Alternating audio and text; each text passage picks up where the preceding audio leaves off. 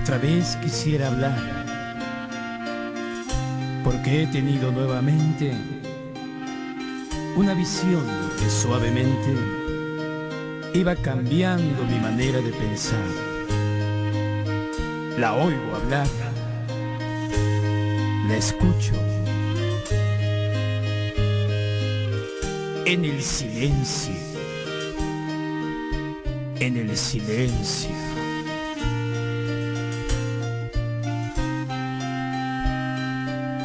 En sueños caminaba yo entre la niebla y la ciudad, por calles frías y desbordadas, cuando una luz blanca y helada hirió mis ojos y también hirió la oscuridad. La vi brillar y la veo en el silencio.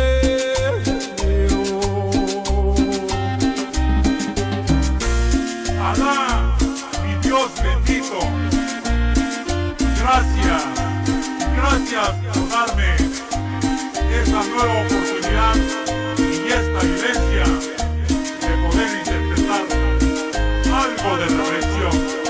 Gracias.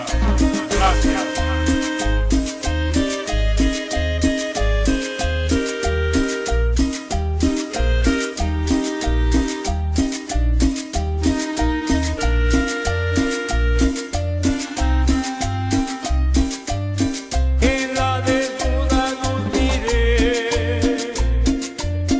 1,000 personas, tal vez más, gente que hablaba sin poder hablar, gente que oía sin poder oír, y un sonido nos envolvía sin piedad. Lo puedo oír, el sonido del silencio.